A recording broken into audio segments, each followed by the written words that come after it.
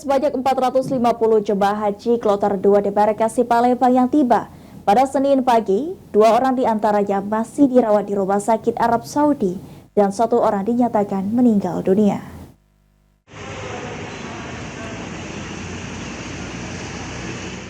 ...450 jemaah haji kloter 2 debarkasi Kota Palembang asal Lubuk Linggau, Muratara, dan Kota Palembang telah tiba pada Senin pagi. PLH Kabid Penyelenggaraan Haji dan Umroh Kanwil Kemenak Sumsel Winhartan mengatakan, dari jemaah haji kloter 2 debarkasi Palembang yang tiba, 1 orang jemaah meninggal dunia dan digantikan dengan jemaah Tanazul dari Muara Enim berjumlah 2 orang. Selain itu juga terdapat 2 jemaah haji yang saat ini masih dirawat di rumah sakit di Mekah karena sakit. Jemaah haji yang sakit akan dipulangkan dengan kloter selanjutnya setelah dinyatakan sehat oleh pihak rumah sakit.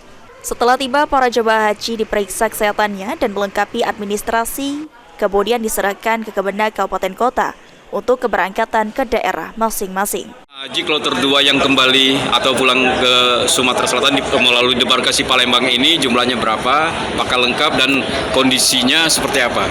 Untuk jemaah haji kloter 2 ini insya Allah tetap 450 jemaah haji, tapi ada 1 orang sudah meninggal dunia, digantikan ada dari Tanazul dari Muara Enim 2 orang, dan kemudian ada 2 orang dirawat di rumah sakit King Abdul Aziz Mekah.